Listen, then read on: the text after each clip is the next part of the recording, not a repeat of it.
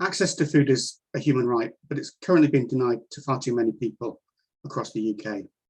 The COVID-19 pandemic has really exacerbated this dependence on food banks and other sources of free food, undoubtedly growing in the UK.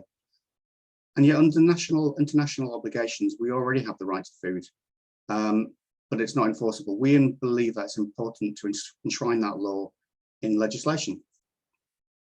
I'm absolutely made up to be joined by some fantastic speakers. Rhoda Grant MSP has a proposed bill currently up for consultation before being put to the Scottish Parliament, which would ensure that now and into the future, food is accessible to people financially and geographically, and that food is adequate in terms of nutrition, safety, and cultural appropriateness. We'll also hear from Geraint Davies MP on steps being taken to extend this legislation commitment across the whole of the UK. Geraint is a campaigner on the right to food and a member of the Environment, Food and Rural Affairs Select Committee, which has undertaken inquiries into food supply, food poverty, and the impact of the pandemic on people's ability to put food on the table. With the government pledged to respond to Dimbleby's national food strategy very shortly, I think there's a real opportunity to put pressure on the government on the issue in the near future. That is, if it doesn't fall in the meantime.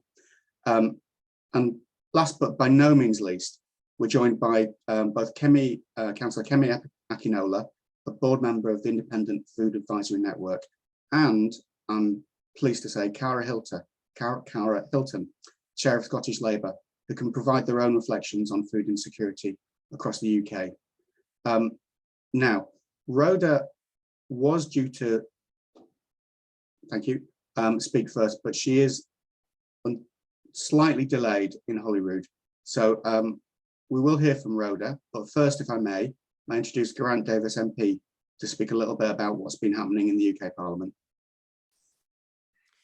Thanks, James. That's great. I'm Geraint Davies MP. I'm a Co-op and Labour MP for Swansea West. And I thought I'd start with a quick quote. And this is from a primary school teacher who says, "For the first time I've ever known, we've had children crying at the end of the day as they did not want to go home to a cold, dark home with no food. We had no option but to send them home. I've been in school for 25 years and I've never lost sleep before over the plight of our children before, which I do now." That was oral evidence from a primary school teacher in Birkenhead as it happens. But it does strike me that it's absolutely criminal and disgraceful that millions of children across Britain are suffering food insecurity. There's something like 7.7 million people overall in food insecurity, which means they haven't got sufficient nutritious food each day. And obviously millions of these people go hungry.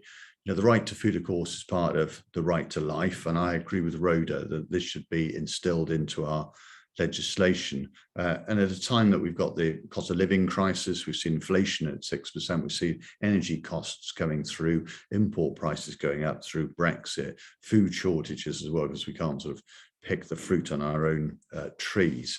It's important that we have a right to food, and that's underpinned in the social security system. And of course, in the Co-op party, with the Rothschild pioneers, the right to unadulterated food is central to our history and central to our values. So we should be really banging the drum. In 2022, when we're still the 6th richest nation in the world, we should have this level of food poverty. And of course, the reason for the food poverty isn't that we haven't got enough food, it's because of cuts in social security support for the least well off. And since the World War II, in fact, we've had a relationship where there is a safety net, where people have enough to live on, a basket of sort of nutritious food. And that's now been essentially taken away with George Osborne and his austerity measures in 2013, 2015 to 2017. We've seen a situation where, you know, the 2 children benefit cap, the overall benefit cap, the freeze-on benefits from 2016. So people are being driven into a situation where they're making these ridiculous, almost choices between, heating and eating.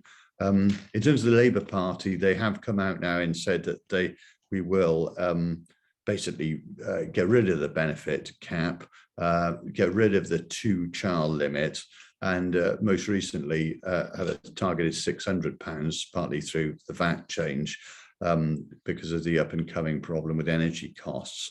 But in addition to that, clearly we do need a right to food in law, in my view. We do need to focus also on food quality. The simple fact is that, you know, £12 billion a year spent on diabetes, for instance, and a lot of that is because our food is cheaper food, is processed food, is impregnated with sugar. And there should be obviously more education on this. There should be a sugar tax to reduce the amount of ingredients of sugar. And if a man, by way of example, isn't supposed to have more than 9 spoonfuls of processed sugar a day, which is a can of Coke, a woman 6, which is as a Muller Light. And it's important that taxes against sugar then subsidize healthy and available food for poorer communities. I mentioned already that Brexit is a problem. We need to ensure we've got enough food, we've got enough people to pick our food, enough people to process our food. There's only 20,000 pigs that are due to be slaughtered because we haven't got the abattoirs in place with the people to support them, which is outrageous. We've also seen trade deals coming forward with lower standards. So it's not just lower standards for the animals themselves, but the prospect in the future, hormone impregnated beef and et cetera, et cetera. The Chemicals Agency that used to be the EU one was called REACH, and the UK one is UK REACH, is suddenly agreeing sort of lower standards for chemicals in our food and elsewhere. We've also got a big problem, of course, with climate change, which is undermining our soil. It's important that the Environmental Protection Agency, the Office for Environmental Protection rather, which is coming in, has some teeth to actually ensure that the standards in our soil, the standards of food are increased, not reduced. And it's important that we act to ensure that children have free school meals. This is something, I'm in Wales, of course, we've got a Welsh government there, and there's free breakfasts, and we're introducing free lunches. And obviously there's been a national cry that, you know, the children should have enough food in the holidays, which they clearly should do. And we need to think about government procurement as well, in terms of health, in terms of the health service, I mean by that, in terms of you know, what happens in prisons, what happens in our schools, so and through education, to ensure ultimately that children and adults have a sufficient supply of affordable, nutritious food. There's a long way to go, and we're going in the wrong direction. We need to keep banging the drum. This is a absolutely central issue. I'm so glad the Co-op's taking it so seriously, and that we can all get involved in all the local communities to say we should all have the right to food, and we can afford to do it, and we'll provide a cooperative approach to delivering high quality food and a stronger economy for all. I'll leave it there. Thanks so much. Thank you for that amazing summary. It's great that we've got you on the FRSEP Select Committee. They're banging away, and having read nearly all of the recent Select Committee reports, there's some great stuff that's been done there. Now, I've been getting minute-by-minute updates on Rhoda's progress from voting, and I'm told she's probably about another 5 or 6 minutes away from the Zoom. So if I could ask Councillor Kemi Akinola to leap in, if that's all right. Kemi's a London councillor and on the IFAN board, the Independent Food Aid Network board, and a social entrepreneur, and heaven knows what. She's an amazing portfolio of food related activity. Over to you, Kemi. Oh, thank you, James. That's lovely. Really nice what you said. I described myself actually, community organisation founder, food justice activist. I'm deputy leader at Wandsworth Council for the Labour group, and my organisations are Be Enriched and Brixton People's Kitchen. Do look me up. I've written this in the third person. Do look her up, and I'm commonly known as Boss Lady. So I think, you know, when I was asked to you know, be involved in this talk, I really thought about what I think of the right to food. And then I remembered about 2 years ago, I think it was 2 years ago, maybe 3, those past 2 years, 22 months are just a blur, when there was a a request for information from the Labour Party about the food strategy that was going to be put forward. I have no idea what happened to that, if I'm honest. And I remember approaching some of my colleagues, my Labour colleagues, and said, I would really like us to support the right to food. And the look of horror on their faces was, well, I couldn't understand it. But after chatting through with them a little bit, I understood that the right to food is quite scary if you think of it as ensuring that every single person, not ensuring, but making sure that every single person in your ward, in your borough, so on and so forth, is actually presented with a plate of food 3 times a day, which is what they all believed that concept actually is. I mean, speaking to them, and also I think another thing about the bill that was put forward is that it said that politicians could be personally held account if someone is going hungry. And I mean, in my line of work, when I run Be Enriched, I actually do literally bring people to their tables when they come to us, tables, a 3-course meal. It's only once a week I actually do that. Thought of being held account that for somebody who may not have heard of what is out there, what is on offer, and then they say they're going hungry. I'm not surprised that my colleagues were absolutely horrified. But when I think of it, when I explained it to them, I broke it down myself into a couple of categories, which I'll share with you now. So having enough money to choose the food that one wants. So I think this is the most essential thing. It's the thing that we fight for with IFAN. It's not really about the food. Food is what you buy with money, but it's about having enough money in your pocket to make these choices. So, there are other things that you think about when having enough money. You need to be able to have a job to get the money. You need to have skills to get the job to get the money. You need to have access of opportunity to allow people to get the skills, to get the job, to earn the money, so on and so forth. So that's one thing that I look at.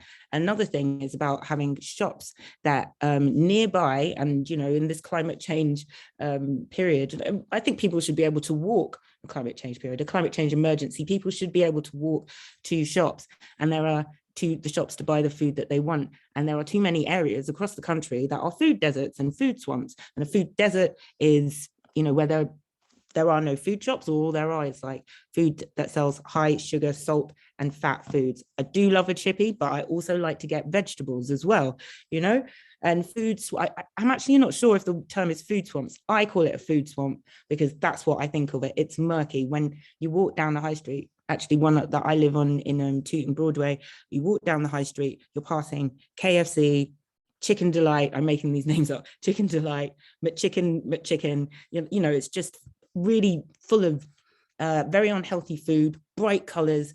Children, young people, anyone hungry, drunk people as well, go in and they fill up on these empty calories, bad food. It's very, very cheap, but it fills up your stomach. And people will buy things that fill up their stomach, even if it has no nutritional qualities. And finally, having the facilities at home to prepare and cook the food that I want to eat. So yes, I'm sure we will talk about the cost of energy, but I think also the utilities themselves. I sit on several trust and grant foundation boards, and we're seeing more and more families contacting us and asking for funds to fix cookers and fridges, and they often have a lot of children. So when you think about that, if you don't have a cooker, you can't cook. If you don't have a fridge, you can't keep food cold. What sort of food are you therefore eating? And even when they've applied to us, there's a period of time before we're able to give them the funds and then get these things fixed. And without that money, I wonder how they are eating well. I mean, you can't really eat well if you haven't got the facilities. If you don't have a cookery, you can't put the gas on, then you can't eat well. And in addition, I would say the amount of people in temporary accommodation, it ranges from, B&Bs, studios, hostels. And if people are really super lucky, they might get a council-owned property. But what do you imagine those kitchen facilities are like in those places where you are sharing a kitchen with people from a variety of backgrounds? Here in Wandsworth, we had 2,500 families at the end of March last year in temporary accommodation. And this morning, not just this morning, but every morning, 3,000 children at the moment wake up today in temporary housing. So what sort of food are they eating? They can't be eating, it can't be incredibly healthy. I'm sure it's a lot of microwave food again, you know, high in salt, sugar, fat, and salt, all of them. But in addition, they're not going to be things that maybe those families want to eat. It's not supporting people's culture and diversity and respecting them as dignified people of the economy. So essentially what I'm saying is that I believe it's all about having enough money in your pocket, and people need to have more. And I will leave it there. Thank you. Thank you, Kemi. I think we're still waiting for Rhoda. So we're going to move from one boss to another, if that's all right. We're going to move from Kemi to Cara Hilton, Chair of Scottish Labour, and winner, I think it's fair to say, of tonight's Best Zoom Background Award.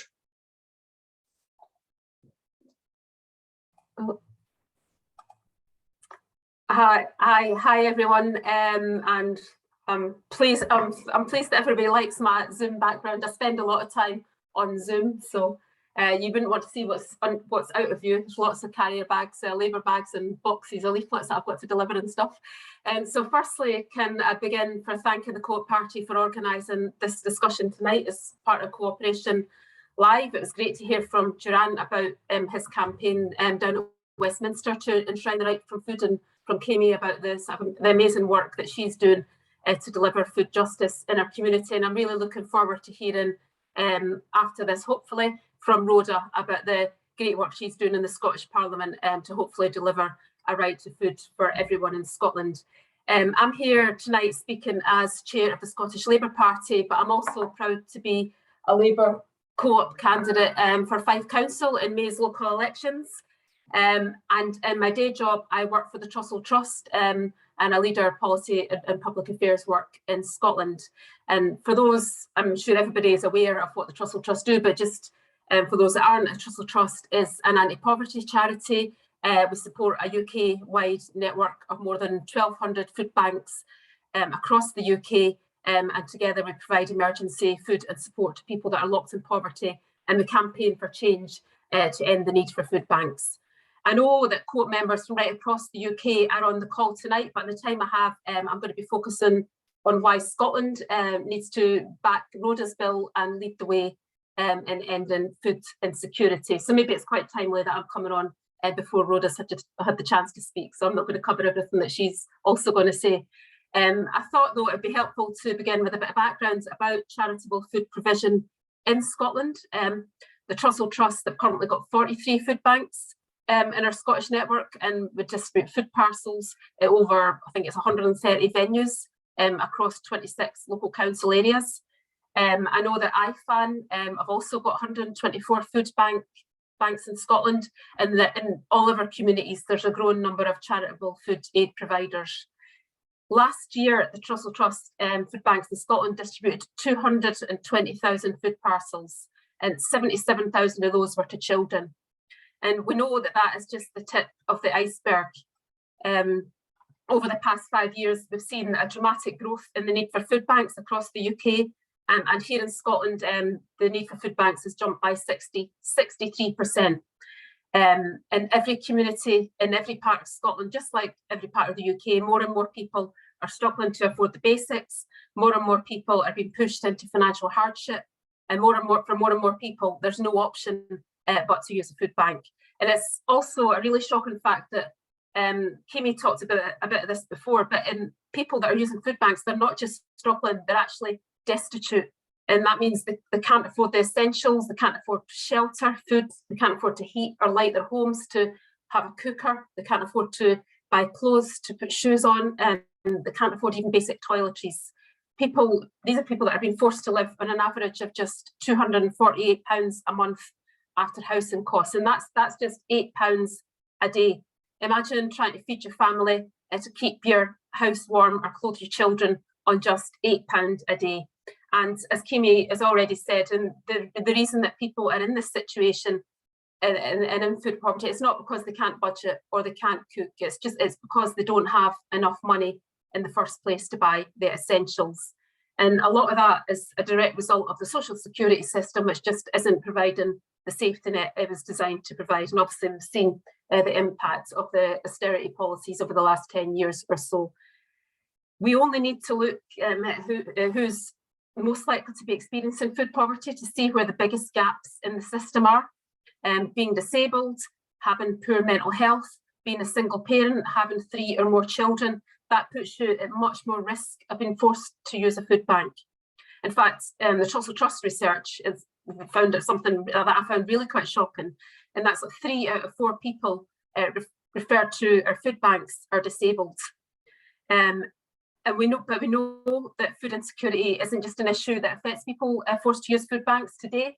We've seen the news that inflation has risen by 5.4%. That's the fastest pace of increase in 30 years. We've seen food, energy, clothing prices spiral, and it's scary to think how much further they're going to rise over the months ahead. That's a worry for all of us, but it will cause real fear for the growing number of households whose incomes are already squeezed and stretched to the absolute limit. Even before this current cost of living crisis, the Trussell Trust's research found that 1.5 million people across the UK reported food insecurity, are risk of food insecurity. And today, the Joseph Rowntree Foundation published a report, yesterday they published a report, and that showed that 1.8 million children across the UK are now living in a family where household income is so low it doesn't even cover the basics. And I think, to me, what makes all of this all the more shocking is that 2/3 of these families in poverty are actually in work. We often hear from, especially from the current government, that work is a route out of poverty, but the reality is really different from that. And I don't know if people have seen it, but last year the Bakers Union published a really shocking report which revealed that many of the food workers that are working, putting food on our plates and delivering the food to our supermarkets are being shamefully priced out of the very products that they produce. And across the economy, we know that many workers are struggling in low-paid, insecure jobs with no sick pay, paid so little that their wages don't even cover their weekly food bill, never mind having anything left over for a luxury. People forced into impossible choices and juggling acts day in, day out, day out. And I think, for me, it's absolutely frightening to think just how many more people are going to be forced into these impossible situations in the months ahead as the cost of living crisis spirals out of control and putting food on the table becomes even more of a challenge. But what I think makes all of this even worse is the fact that we know this isn't an accident. Poverty isn't inevitable. We're one of the richest countries in the world, but we're also one of the most unequal. We know that poverty is the direct result of governments making the wrong choices, and it's about having the wrong priorities. Our economy doesn't work for the majority of people, and we've got a welfare system that doesn't provide people with enough money to survive on, never mind to live on. At UK government, we've heard from Geraint before, but we've got a government in power run by people who have got absolutely no concept of what it means to struggle to get by. Well, you just have to look at the Tories' decision last autumn to cut £20 a week from the poorest families to just see how heartless they are. But here in Scotland, we've got the opposite problem. The Scottish government, top progressive, they say a lot of the right things, and it's really welcome, for example, that at the moment they're consulting on how we end the need for food banks in Scotland. If you're in Scotland, please take part in the consultation. It runs until next Tuesday, the 25th of January. But warm words are no substitute for actual real action. Warm words don't put food on the table or money in people's pockets. Warm words don't pay the electricity bill or buy your child a warm winter jacket. And warm words don't pay your rent or your bus fare. So people in poverty need transformative change, and they need it now. A promise of action in the future isn't good enough. Holyrood has got the power to change. And if we're going to end the cycle of poverty, and this applies here in Scotland where I am, but right across the UK, we need to use every single lever of policy at both national and local level to ensure that everyone has got enough money in their pockets and that no one goes hungry. And I believe that the right to food is absolutely central to that fight. I can't quite believe that Green and SNP politicians thought it was the right thing to do to delay Rhoda's bill, particularly after all the excellent work that Elaine Smith MSP did in the last Parliament to take this forward. We know that there's a need to act. It's more urgent than ever. And I think it really is time for politicians of all political parties to put their divisions aside and unite behind a right to food for everyone. I think if MSPs back Rhoda's Right to Food bill at Holyrood, I think it will deliver 5 key things. It will mean that the Scottish Government will have a legal responsibility to ensure that food is available, accessible and adequate for all. It'll put ending food insecurity right at the heart of the Scottish Government's policy agenda. It will give people the power to enforce their rights. It'll force the Scottish Government to set targets to end food insecurity and, most importantly, to be judged on how well they're doing. And it will drive, I think the right to food really will drive real and transformative change that the people living in poverty and destitution need to see, and they need to see now. It'll force those in power to focus on increasing money in people's pockets rather than on distributing food, which really doesn't get to the root of the issue. And actions, hopefully that will include action to guarantee a real living wage for all, to end insecure and zero-hour contracts, and to ensure people can access cash support in a crisis, and to mitigate this devastating impact of benefit sanctions and delays. And for me, the most important thing about our right to food is that it'll put the well-being of people, of workers and of our planet right at the heart of our food system. So we do have it in our power to end food insecurity. We can't afford to delay any longer. I think Rhoda's Right to Food bill and right to food policies across the UK are more urgent than ever. I hope that, we've not heard from Rhoda yet, but I hope that once you have heard from Rhoda, that you will take time to respond to our consultation and help Scotland lead the way in delivering a right to food for all. I hope that you get behind the campaigns being led at Westminster by Geraint, who's on the call tonight, and on Ian Byrne and others to deliver a right to food for everyone across the UK. Because I mean, we all agree here, but we know there's no right more fundamental than the right to food. Poverty, food insecurity, hunger, they're basic violations of our human rights. Food justice has always been at the core of the Co-op Party and the wider Co-op movement. It was a vision of providing affordable, nutritious food to all that drove the early pioneers of our movement way back 200 years or so ago. And it's that same goal that drives us today as we fight to ensure that every family has enough food on the table and enough money for the essentials. Friends, securing food justice really has never been more important. It is a campaign that we can win, and it's a campaign that we must win. I hope that together we can secure a right to food and a hunger-free future for all. And that's it for me, James. You'll be pleased to hear. So thank you very much for inviting me to speak tonight. Not at all. I could have listened to you for another half an hour. However, I'm told we are joined by Rhoda, finally rushing back from voting. So Rhoda, if you could join us, we'd love to hear from you on your proposed bill. Thank you, and I am so sorry for being so late. That decision time was late and then seemed to go on forever. Everyone had issues with their technology, so apologies, but you know, it's great to be here and to see such a huge turnout of people. I'm a Co-op Party member. I'm very proud to be so, and I'm really grateful to the party for hosting this event. And indeed, the work they've carried out over the years, this is not something the party's new to. It's something that the work has been going on for a number of years on the right to food and the issues surrounding hunger.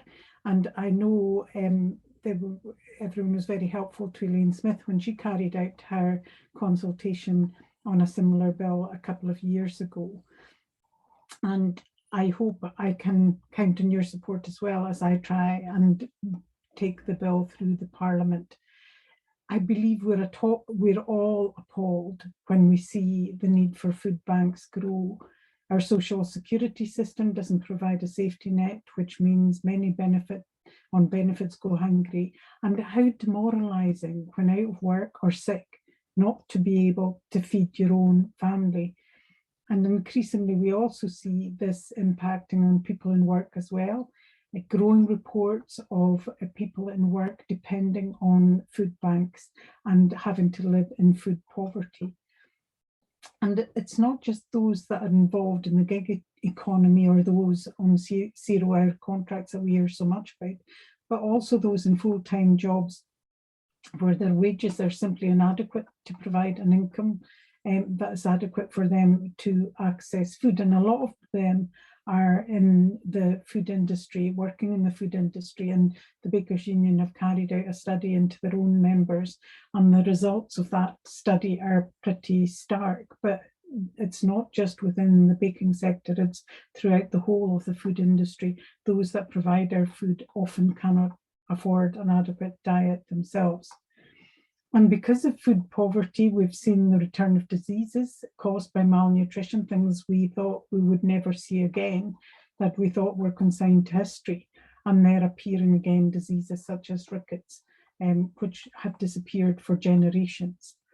We're also seeing an epidemic of obesity, and sometimes this is portrayed about as people overeating, being too lazy to cook. And I'm sure there is a small minority that is for whom that is the case. However, if we're being honest, we all know that cheap food is unhealthy food for the most part, loaded in fat and sugar. We know it's much cheaper to buy pie and chips for your family rather than a nourishing meal. And that has a really long-term effect on people's health. The reappearance of malnutrition and the diseases attached to that, but as well as that, increases in things like heart disease and diabetes. And this means that those affected end up with a shorter lifespan and are much more likely to spend more of their lives unwell. And that has an impact on society. Surely it is better that we as a society ensure that people are well fed and healthy rather than as having to pay for the impacts when they're not. And there are also other issues surrounding people's access to food. For instance, people living in deprived areas without an access to a car are really limited in their choice of where to buy food. Food available tends to be from smaller shops. It's also much more expensive than that's available to others in out-of-town supermarkets. And that's the case in rural areas, which I represent a huge amount, where poverty is hidden, but the choice of shopping is non-existent and very expensive. And online shopping is not really an option because you have to have money to be able to put in an online shopping order. And that's not open to those on very small budgets. We need to consider access to food for older people.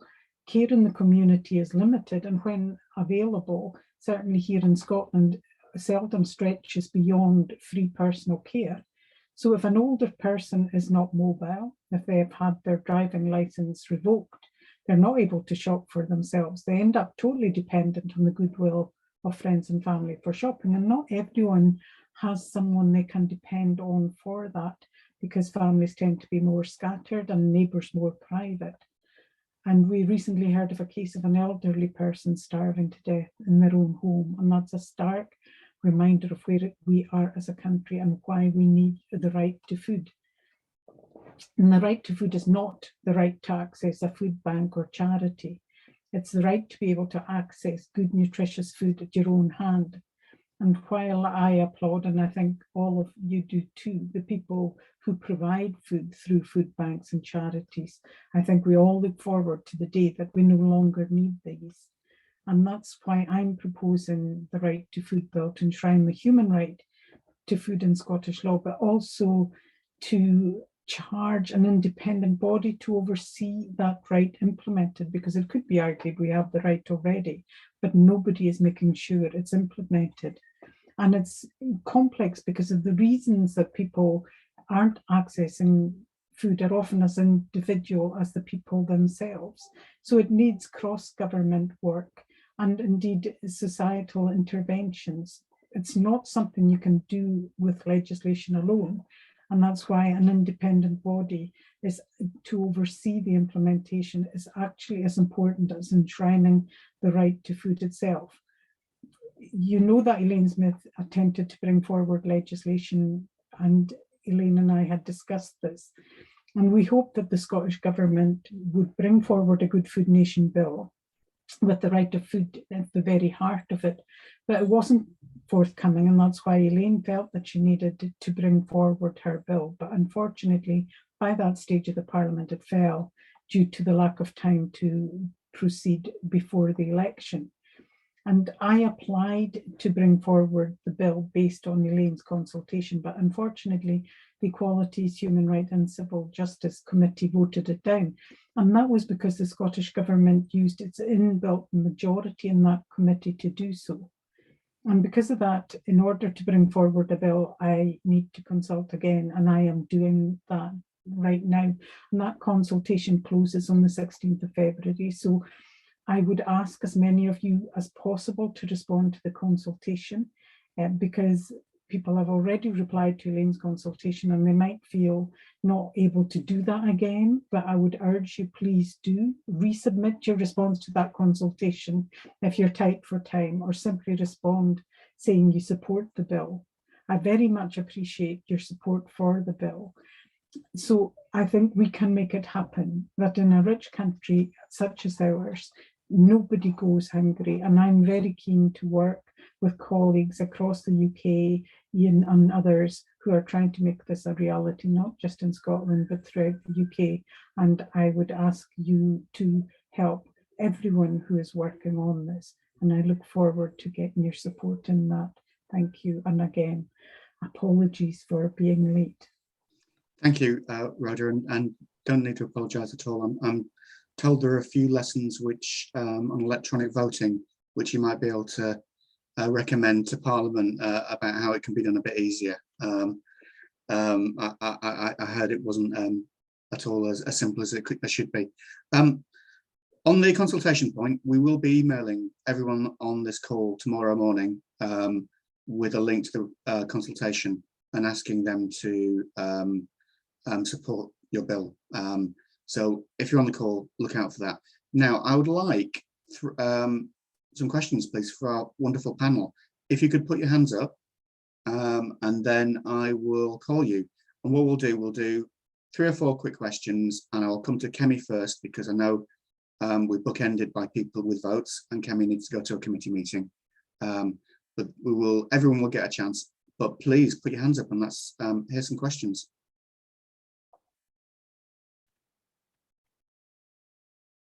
And if you're being shy, you can possibly put it in the chat, or failing that. Okay, so I've got a question from Andrew Jenkins. I live in a village in a former coalfield. Throughout our neighbourhood forum, we're linking our local church-run charity shop with the local co-op food share. I strongly agree that we need a national policy on the right to food. How can the co-op party, co-op members, church people come together to achieve that? So that's one question. And then I'm going to go for Andrew. I beg your pardon, you've got your hands up, Andrew Jenkins. And I'm going to have Mary Ramsey next, please. Mary, could you unmute and ask?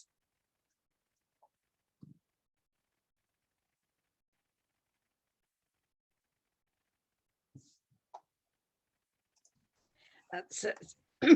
Sorry about the delay in getting unmuted there. I would wholeheartedly support Rhoda's I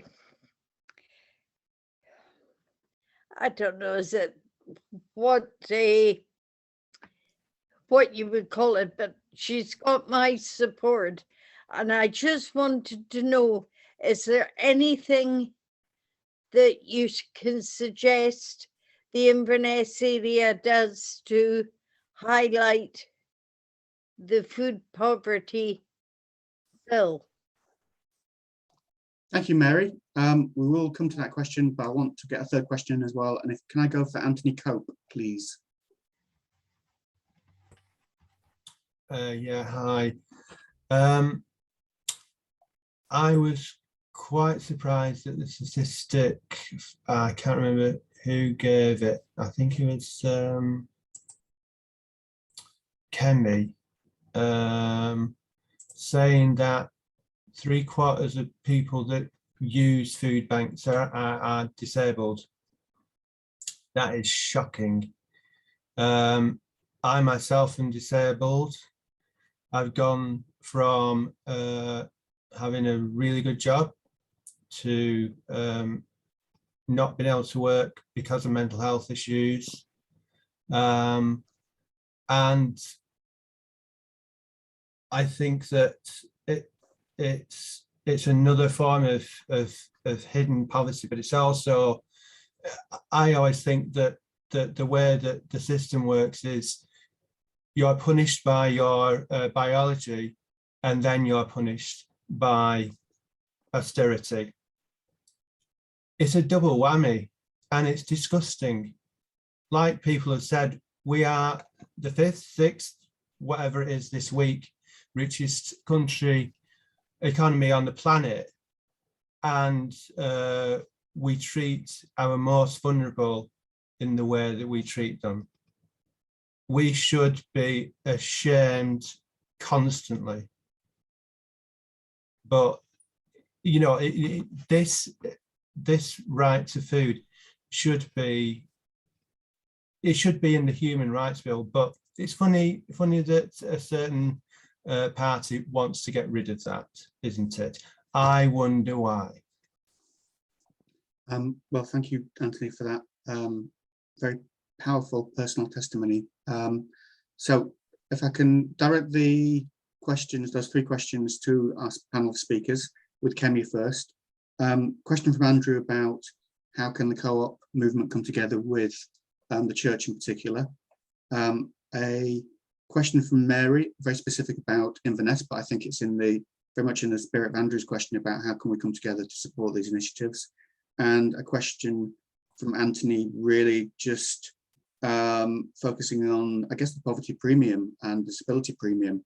I just wondered whether we can have some reflections from our brilliant panelists on those 3 questions first. With Kemi first, please. Thank you so much, because I will have to leave after these questions. So I'll answer the last one first. Why don't they support disabled people? Well, it's because they're Tories and they don't believe that anyone needs support. That's simply the answer. Vote Labour and Co-op next time round. I'm sure someone else will give a much more in-depth response. With response to the what more can the co-op and how to really support these kind of localized and community responses to food inequality, I will actually say you can also encourage your local church and the community shop to accept Healthy Start vouchers and promote them, because I think you said it was a community shop. Anyway, to promote Healthy Start vouchers, because then that also means that there's more money in the pockets of those parents that desperately need that money. And I'm going to throw this out there, and you're going to have to do some research yourself, but especially in rural communities, I think community food buses are a really good idea. And I say that because I actually have one in Wandsworth. It's called the London Food Bus, and it's a bus that brings food to people, great for rural communities. They can get on board, buy their own food at a reduced price, reduced as in it's less than the supermarket, but we're not running at a loss, and it brings food to people to encourage them to buy healthy food. And if it's on your doorstep, you're more likely to use it. I hope that answered your question, and I'm really sorry, but I have to go now, so thank you. Thank you so much for participation, and good luck with the committee. If we could hear from Geraint possibly next, and then I'm going to go to Cara and then to Rhoda, if that's okay. Yeah, thank you very much. I mean, I think we've got the brand, for want of a better word, or the proposition, the right to food is so powerful alongside, I guess, freedom from hunger, that we really we can engage with, for instance, church and other communities to push this forward, on a simple level, obviously, with people wearing badges and writing to their MSPs, Senate members, their MPs or whatever, saying we want the right to food. I know fellow MP Ian Byrne has sort of, got councils to pass motions simply saying we want the right to food. I think Liverpool Football Club have. So the issue is really that they're just landing on this proposition, the right to food. Obviously, there's a big debate about precisely what that is and how it's administered. But in simple, when people say, oh, that's very complicated, obviously we should say, ultimately, we don't want people to go hungry when children go home from school. They have some hot, nutritious food, and we don't starve to death, but it's not complicated. On the issue of disabilities, I thought the point that was made by Cara was very shocking, that 3 out of 4 people with disabilities are the ones that refer to food banks. The reality is that the United Nations a couple of years ago had attempted a rapporteur on poverty that basically said we were in breach, well, Britain was breaching the human rights of people with disabilities in relation to poverty. It's absolutely disgraceful that that should be the case. And only last week there's a revelation that the government, the UK government that is, of course, had failed to deliver the benefits of 118,000 people with disabilities. So their benefits have been cut down to a starving level, and obviously there's incompetent management, and as has been pointed out, it's because they don't really care.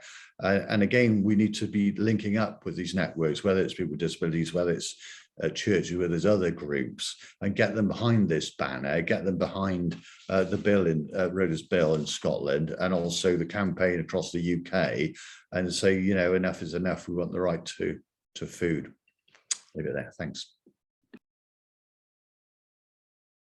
Cara? Oh, yeah, sorry, James. Yeah, Anthony, yeah, it was me that quoted the stat about disabled people, and you are spot on.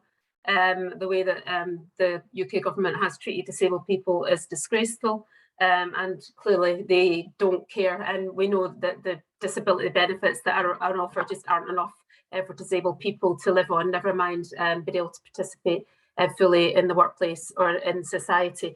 One of the things that frustrates me is that the disability benefits are being devolved to Scotland.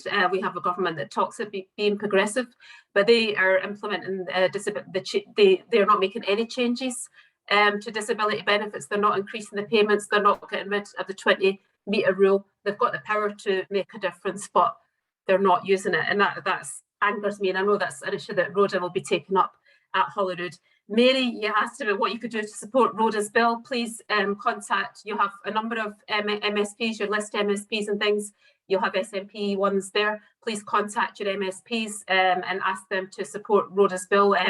She needs MSPs from other parties to support it if it's going to go forward. And please spread the word with everybody that you know in Inverness and anywhere. Basically, just everybody needs to get behind Rhoda's bill and take part in the consultation and ensure that our bill goes forward. Andrew, I think Geraint answered your question already quite well, but I think the key thing is we need to get out there. We need to change the conversation. We need to talk about the right to food and the difference that it will make to people, and we need to just basically get out on the street and campaign for it. We need to link up with people in our communities, and we need to come together and lobby our politicians, lobby the people in power to get the finger out and get something happening, because it's just unacceptable that so many people are going hungry in this country. And I think, unfortunately, it has become the norm. We need to change that. And this is what the Right to Food campaign is about. And Rhoda, do you have anything to add? I don't want to repeat what people have said, but I guess to Mary, I know Mary well. Mary's a force for campaigning. So if Mary could use her good offices and the people that she's in touch with and the groups she's part of to help influence them, I think that would be really good. I think there's an opportunity here, to be honest, because I think COVID has shown people that food poverty and the ability to access food is something we took for granted before. And you only need to be asked to isolate or maybe have a fear for your job if you can't go into work to realise that all of us are not that far from being in food poverty. So I think we've got an opportunity now that people have maybe experienced that sadly for themselves, to really bring home that we need to do something to stop this and make sure that everyone has a right to food. And certainly Ian Byrne, his work, not just with Liverpool Football Club, but he's gone out to all football clubs pretty much. And I think if you're a member of a local football club or a supporter, it's well worth getting your football club involved in that, because that reaches a huge audience that is very diverse, and I think makes a big big difference to people. So we need to look at different audiences and how we get them involved, because I think people can really change this, and just the turnout tonight shows me that people are really interested. And if we all use whatever our connections are to spread the message, I think that would be really worthwhile. Thank you, Rhoda. I'm going to ask for questions from 2 more people and see how that goes. Please be quick. Brian Devlin, could you unmute yourself and ask a question? And Esther, could you be prepared to ask a question in a second? Please be quick.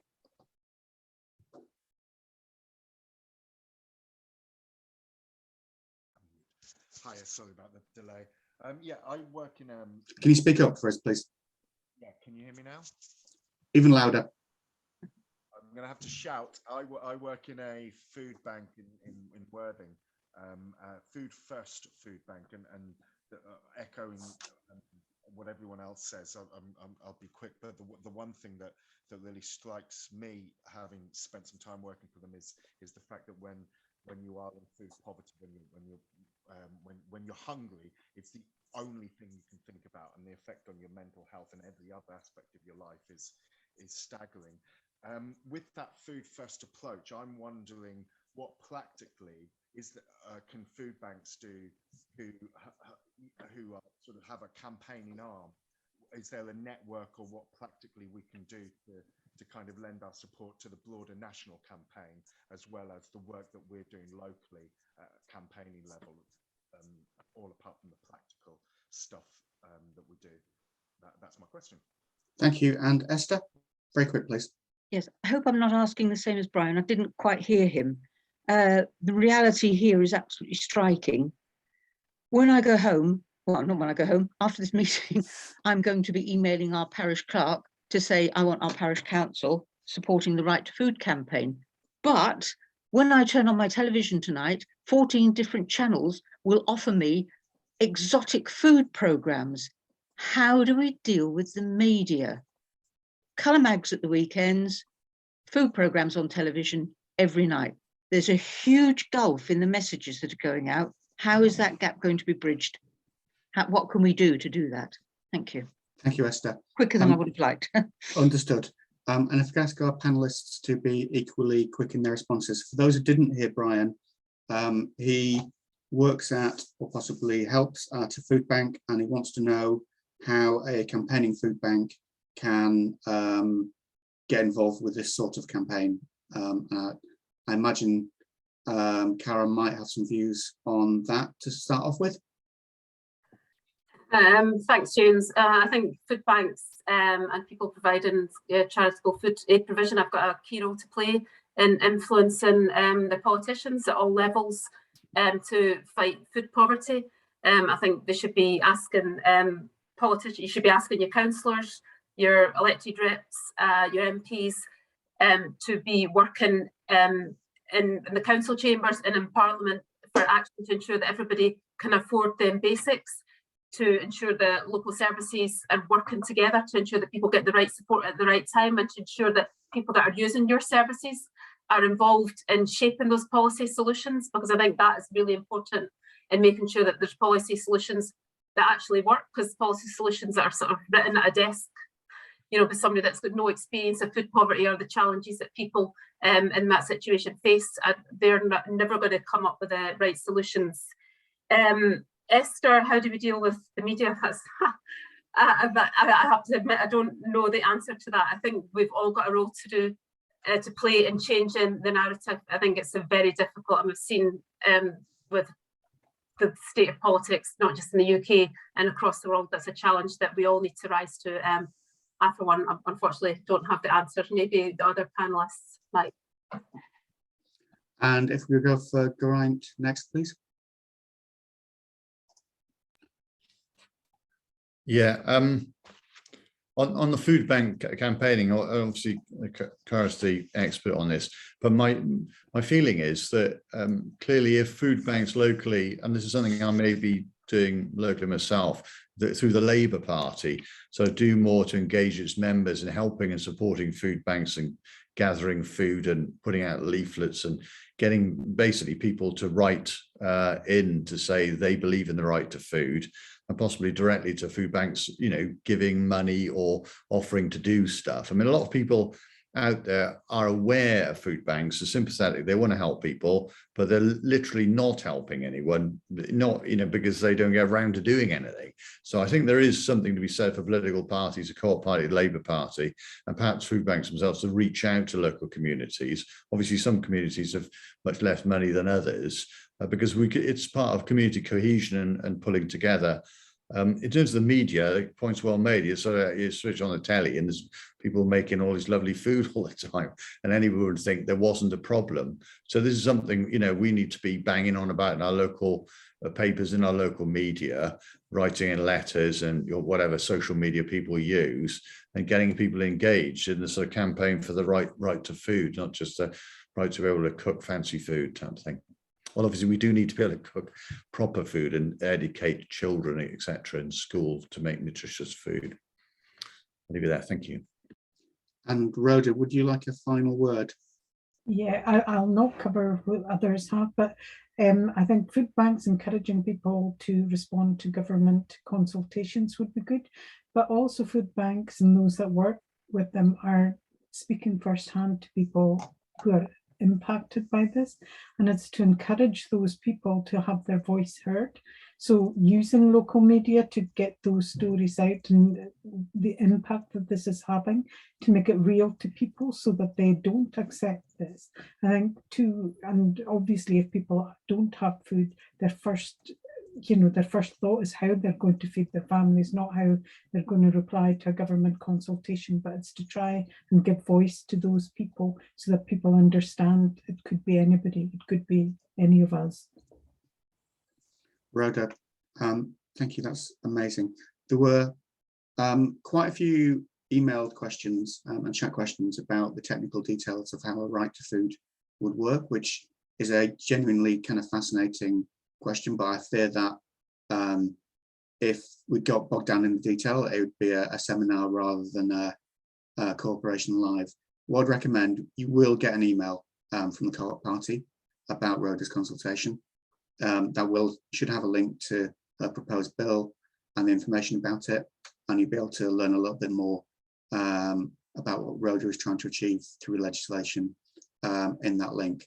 It leaves me really to thank our four amazing speakers, Geraint Davies, Cara, Hilton, Rhoda Grant, and not to be forgotten, Kemi Akinola, Councillor Kemi Akinola, for what has been an inspiring and action-packed meeting. I've got a ton of questions which we haven't had time to ask, and people with their hands up, and I apologise to those people. But without further ado, thank you all for coming along, and I hope you got out some really valuable information. I know I did. Cheers.